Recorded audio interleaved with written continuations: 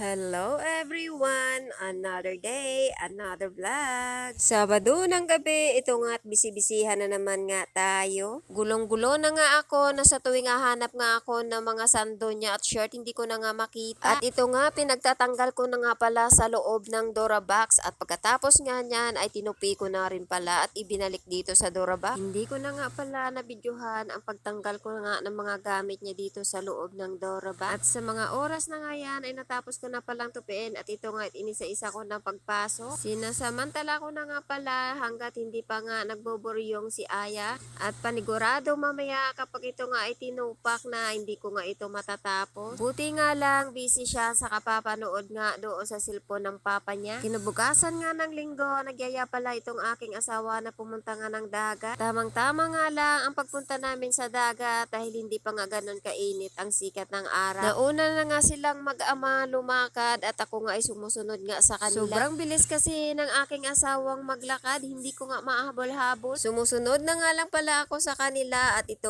nga ay nagbibideo na lamang ako. Dala-dala pala akong kutsilyo at ito nga maliit na timba. Ito nga lang kagandahan kapag ang bahay mo nga ay malapit sa dagat.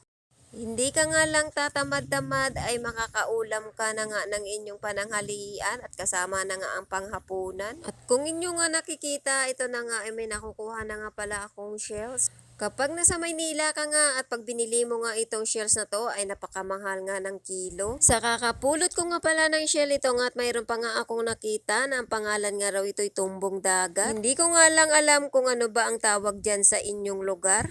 Habang nga nandito ako sa dagat, pakiramdam ko na wala nga yung mga problema. At fast forward na nga tayo, ito na nga at nakauwi na nga pala kami ng bahay. Nilaga na rin pala ng asawa ko itong alimasag. Maliliit na alimasag nga lang pala itong aming nahuli pero sadyang napakatabangan nila. Tamang-tama nga dito sa aking kalabasa at ng sitap. Gagataan ko lang pala ito kaya solved na ang aming pananghalian. Pagkalipas nga ng ilang minuto, ito na nga't luto na nga pala ang ating ulam.